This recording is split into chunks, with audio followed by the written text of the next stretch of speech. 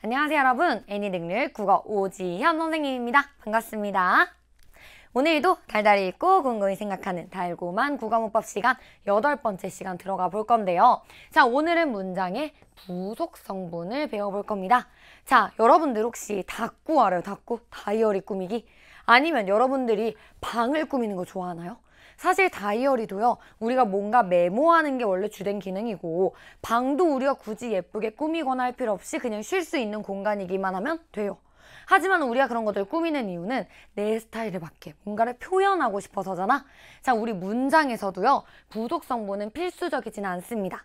하지만 부속 성분을 쓰면 내가 하고 싶은 말대로, 내가 하고 싶은 표현대로 더 생생하게 표현할 수가 있어요. 자, 어떻게 그렇게 표현이 되는지 한번 들어가 보자고요. 출발!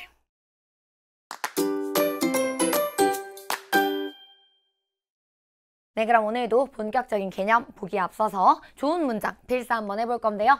이건 선생님도 정말 좋아하는 시예요. 한용운 시인의 님의 침묵이라는 시거든요. 만약에 전문이 궁금하면 한번 살펴보는 것도 추천합니다. 자, 님은 갔습니다. 자, 여기 그림 보세요. 님이 떠나가. 지금 이렇게 눈물 훔치고 있는 뒷모습 보이나요? 아, 사랑하는 나의 님은 갔습니다. 자, 이런 구절이 나오는데요. 자, 사랑하는 나의 님은. 자, 보면요. 나의 도 사실 님은 해서 님을 꾸며주고요. 나의 님도 이 사랑하는이 꾸며주게 됩니다. 자, 이렇게 뭔가를 꾸며주는 성분, 그걸 우리가 부속 성분이라고 하거든요. 좀 더 살펴볼게요. 하늘이 참 예쁜 날. 자, 하늘이 예쁜데 얼마나 예쁘냐면 참 예쁜 날. 그리고 뻗은 구름, 어떻게? 길게 뻗은 구름. 또 솜사탕으로 보이는 달콤한 솜사탕으로 보이는 그런 하늘이 참 예쁜 날. 자, 이렇게 예쁘다를 꾸며주는 요런 말들 있죠. 그리고 뻗은을 꾸며주는 요런 말들. 이런 애들은 우리가 부사어라고 얘기하고요. 자, 이렇게 솜사탕이라는 어떤 명사, 이름을 꾸며주는 이런 애들은 우리가 관용어라고 합니다. 자, 좀 더 본격적으로 이제 들어가 볼게요. 첫 번째, 관용어 갈 거예요. 관용어는요, 사람이나 사물의 이름 또는 수량이나 순서를 나타내는 말, 이걸 우리가 뭐라고 하냐면 체언이라고 합니다. 체언이 뭐냐면 말 그대로 몸통이 되는 말이라는 뜻이에요. 그래서 뭐 이름, 순서 이런 것들 있죠. 자, 이런 말 앞에서 그 뜻을 꾸며주는 문장 성분. 그래서 관용어도 부사어도 뭔가를 꾸미는데 무엇을 꾸미고 있는지를 아는 게 중요해요. 관용어는 이런 애들을 꾸밉니다. 자, 예를 들어 볼게요. 오빠는 모자를 썼다. 근데 어떤 모자? 파란 모자를 썼다. 자, 모자가 어떤 사물의 이름이잖아요. 우리가 머리 위에 쓰는 그 사물을 우리는 모자라고 부르잖아. 그 모자에 대해서 꾸며주는 이 파란, 이 관용어예요. 자, 관용어는 문장에서 어떤 혹은 무엇에, 누구의 이런 기능을 합니다. 자, 나는 운동화를 신었는데 어떤 운동화냐면 새 운동화 혹은 멋진 운동화 이런 것들이 들어갈 수가 있고요. 자, 부모님은 키가 크시다. 근데 누구의 부모님? 나의 부모님. 자, 이렇게 어떤 혹은 누구의가 여기 들어갈 수가 있어요. 자, 개념 확인 한번 해볼게요. 관용어는 문장에서 사람이나 사물의 이름을 꾸며주는 문장 성분 맞죠? 그리고 관용어는 문장에서 어떤 무엇의에 해당하는 거 맞습니다. 자, 여기까지 어렵지 않죠? 그럼 하나 더 볼 건데요. 이번에는 부사어입니다.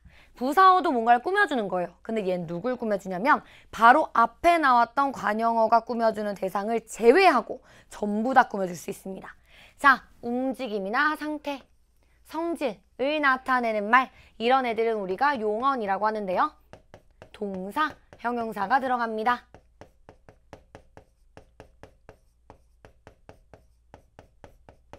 자, 움직임, 동사, 아니면 상태나 성질, 형용사, 이런 애들을 꾸미거나, 자, 더 많죠. 꾸밀 수 있는 대상.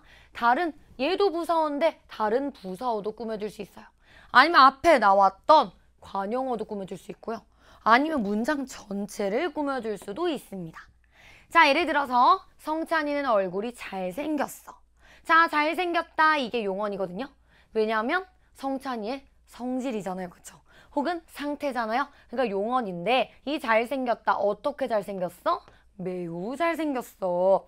자, 이렇게 잘생겼다를 꾸며줄 수 있는 매우 이런 애들이 부사어입니다. 자, 그러면 문장 전체는 어떻게 되냐면 설마 내일 비가 올까? 비가 올까? 전체를 꾸며주는 설마. 아, 제발 내일 비 오지 마라. 내일 비 오지 마라 전체를 꾸며주는 제발. 이런 애들이 들어갑니다. 자, 그래서요. 부사어는 문장에서 굉장히 많은 기능을 해요. 어떻게, 어디에, 언제, 얼마나 이런 의미를 보여줄 수 있는 애들이 부사어예요. 자, 영화를 보았어. 근데 언제? 주말에. 주말에 영화를 보았다.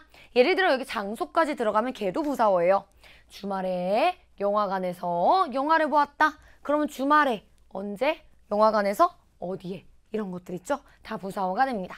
또 아기가 밥을 먹었어. 근데 어떻게? 손으로. 손으로 밥을 먹어요. 이렇게 어떻게 해당하는 것도 부사어가 나타내 줄 수 있는 의미예요. 자, 그럼 개념 확인 가볼게요. 부사어는 문장 전체를 꾸며줄 수 있다고 했습니다. 그럼 부사어는요, 관용어를 꾸며줄 수 없다? 아니요, 관용어 꾸며줄 수 있다고 했습니다. 이렇게 X에다 체크하시면 되겠네요. 자, 그럼 오늘 우리가 배운 관용어와 부사어 한번 복습하러 가봅시다.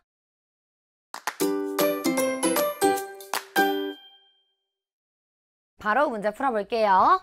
다음 문장에 드러난 부속 성분과 그 부속 성분이 꾸며주는 대상을 찾아 쓰래요. 자, 부속 성분 찾아볼게요. 어머니께서 새 옷을 주셨다. 자, 어머니께서 옷을 주셨거든. 근데 어떤 옷? 새 옷을 주셨어. 아, 그럼 부속 성분은요, 옷을 꾸며주는 새가 되겠어요. 그럼 이 새는 뭘까? 어떤 부속 성분일까? 자, 옷이라는 명사. 우리가 착용하는 물건의 이름을 나타내는 옷을 꾸며주고 있기 때문에 아, 얘는 체온을 꾸며주는 관용어구나. 알 수 있는 부분이겠네요. 또 가볼까요?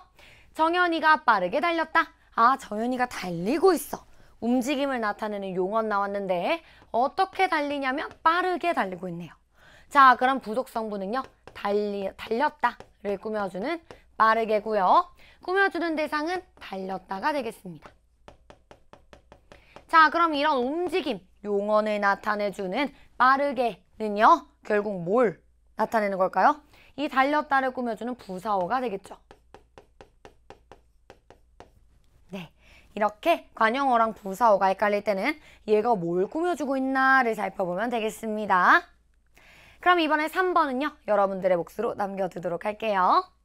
자, 그 다음에 다음 문장에 빈칸에 들어갈 알맞은 부속 성분을 보기에서 찾았으면 되는데요. 자, 갑자기 비가 쏟아졌다.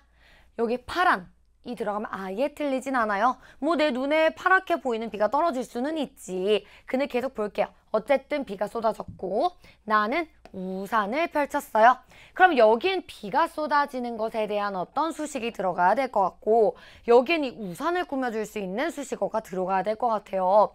근데 여기서 우산을 꾸밀 수 있는 건 사실 파란밖에 없어요. 그쵸? 파란 색깔 우산. 그래서 얘를 먼저 넣고요. 비가 쏟아졌다. 춤추는 비 안 되고요. 깨끗하게 비 안 되고요. 하늘에서 비가 쏟아졌다. 아, 그러면 갑자기 하늘에서 비가 쏟아졌다. 부사어고요. 나는 파란 우산을 펼쳤다. 파란은 관용어가 되겠습니다. 자, 한 번 더 해볼까요? 아빠는 동생이 공부하는 것을 보고 아, 공부하는 것. 이건 공부하다. 움직임이죠. 그래서 어쨌든 그것을 꾸며주고 있는 부사어가 와줘야 되는데 그럼 깜짝 공부 안 돼요. 맵게 공부 안 되고요. 열심히 공부하는 게 들어가야 될 것 같아요. 부사어네요. 자, 그것을 보고 어떻게 놀랐다가 들어가야 되는데 아름답게 놀랐다? 약간 이상해요. 맵게 놀랐다? 약간 이상해요. 깜짝 놀랐다가 들어가줘야 돼요. 자, 깜짝 이런 것들도 다 부사어가 됩니다. 왜? 놀랐다는 이 뒤에 용언을 꾸며주는 애기 때문이죠. 자, 그럼 이번에는요, 우리가 짧은 글을 읽고 문제를 한번 풀어볼 건데요. 자, 먼저 1번 문제입니다. 다음은 내가 읽은 책의 줄거리예요. 자, 보기에 있는 부속 성분을 활용해서 여기다 넣어서 글을 완성해 볼 거야. 아, 그러면 줄거리가 뭔지를 확인해 봐야 될 것 같아요. 자, 소문바이러스라는 책을 읽었대요. 소문바이러스에서 이순의 모둠이 뒷산에서 발견한 들꽃을 먹으면서 이야기가 시작되고요. 자, 이 들꽃을 먹은 뒤에 몸에 붉은 반점이 생기는 증세가 보여요. 근데 이 일을 정은이가 블로그에 올리면서 자, 소문은 걷잡을 수 없이 퍼져나갔는데요. 뉴스는 연일 이 사건을 보도했고 세나가 슈퍼전파자다. 이순의 모든 친구들이 감염자다. 즉 온갖 억측이 난무했대. 그럼 이거는 사실 팩트가 아니란 얘기네요. 이후 뒷산에서 발견한 이 들꽃. 질병의 원인임이 밝혀졌고 소문은 다시 잦아들었어요. 헛소문이었던 거죠. 자, 나는 책을 읽는 내내 이렇게 소문이 무섭구나 라는 생각이 들었다. 그러면서 나 또한 사회관계망 서비스, 우리 알죠? SNS 사용하면서 타인에게 상처를 준 적은 없는지 확인되지 않은 헛소리로 글을 쓰지는 않았는지 스스로 되돌아보게 되었대요. 성찰을 한 그런 내용이네요.